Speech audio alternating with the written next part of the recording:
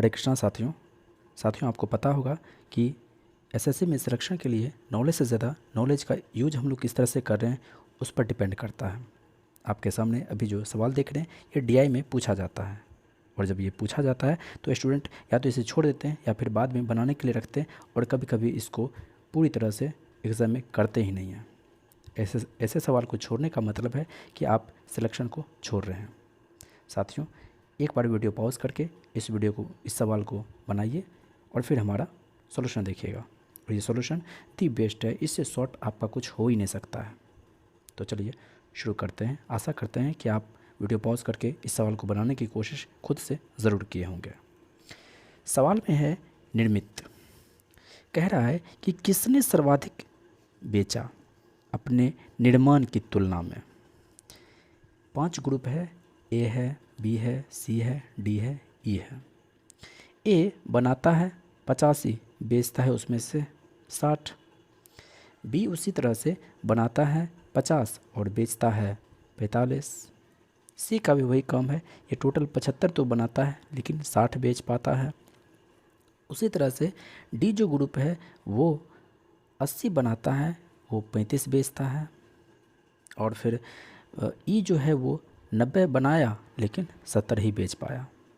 तो सवाल में इस तरह से बन रहा है कि बताइए कि आखिर सर्वाधिक बेचा किसने, सर्वाधिक किसने बेचा।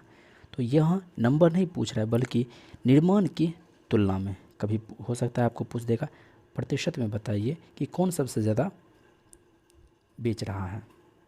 यदि आप ऐसे देखेंगे, ऑब्जर्वेशन करेंगे तो 85 में 60, 75 में 60, 80 में 60, 90 में 80 में 35, 90 में 70, 50 में 45।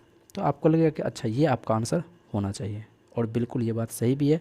50 में से यदि आप 45 बेच रहे हैं इसका मतलब है कि आप जो है 90% बेच रहे हैं, और ये आपका आंसर है। ये तो हो गया कि ऑब्ज़र्व करके हम ये अंदाज़ा लगा पाए, लेकिन क्या ये हमारा अंदाज़ा सही है? तो इसको देखते हैं, 2 मेथड से देखते हैं इस सवाल को। एक M1 मेथड में क्या है कि 60 और 85, ये जो है वो बनाया कितना 60, बेचा उसमें से बनाया कितना 85, बेचा कितना 60। बी जो है 50 बनाया और उसमें से 45 बेचा। सी भी जो है उसी तरह 75 बना रहा है जिसमें से कि 60 वो बेच पा रहा है। और डी जो है वो 80 बना रहा है, उसमें से 35 वो बेच रहा है। फिर ई जो है वो 90 बना रहा है और वो 70 उसमें से बेच रहा है। यदि आप इसको भिन्न में बदलेंगे तो ये हो जाएगा 12 और नीचे हो जाएगा 17। इसमें भी 5 से आप भाग कर दीजिए, 5 9 45, 5 दही 50। इसमें आप 15 से भाग करिए, 15 चौके 60, 15 पचे 75। फिर यहाँ 5 7 35 और फिर 5 से 16 और यहाँ फिर 7/9। अब जो भिन्न बड़ा वो सबसे ज़्यादा बेचा। अब भिन्न बड़ा ये कैसे पता करिए कौन सा भिन्न सबसे बड़ा है? देखिए इस दोनों के बीच में डिफरेंस कितना है? आप कहिएगा 9 1 10, 1 का डिफरेंस है। और इस दोनों के बीच में डिफरेंस कितना है? 1 का डिफरेंस है।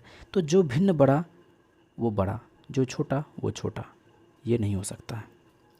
अब अगर इस दोनों की तुलना करें कि इस दोनों में आखिर कौन बड़ा है, तो 7 और 9 को ले लीजिए। 9 सते 63, 16 सते 72 से 112। तो यहाँ 63, यहाँ 112, ये नहीं हो सकता है। अब इस दोनों की तुलना करते हैं। अब हम लोग इसकी और इसकी तुलना करते हैं। 9 12 108, 17 सते 119, तो ये नहीं हो सकता। यहाँ 108 ही आ रहा है, यहाँ 119 आ रहा है। अब यहाँ देखिए 9 निमा 81, 10 सते 70, यानी ये भी नहीं हो सकता है। यानी कि सबसे ज़्यादा इसमें से किसने बेचा है?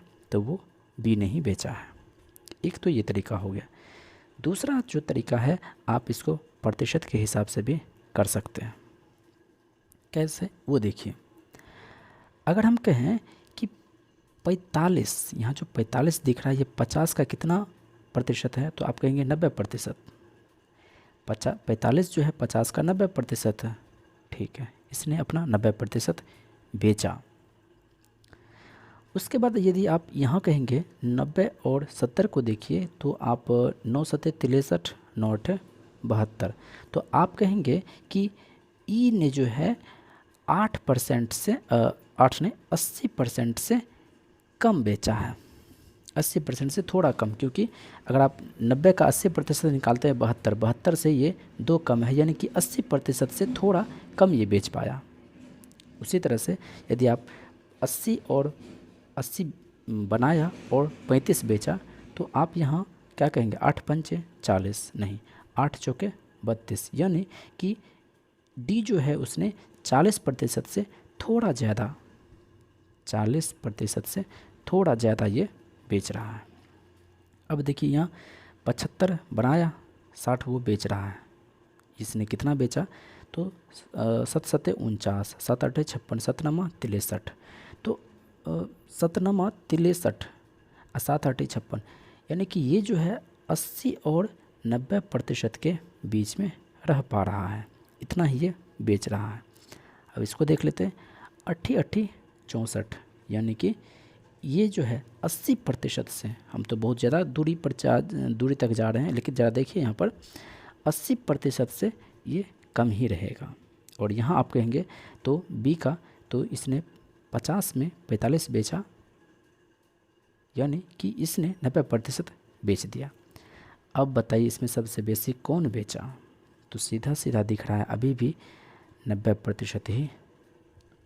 इसमें हो सकता है ये भी पूछ लेगा कि सबसे कम किन्होंने बेचा, तो यहाँ पर आप जिस तरह से हमने तुलना किया है, बड़ा को निकाला है ढूंढ करके, उसी तरह से आप इसमें से छोटा को निकाल के ढूंढ लेंगे तो आपको पता चल जाएगा कि इसमें सबसे कम कौन बेच पाया।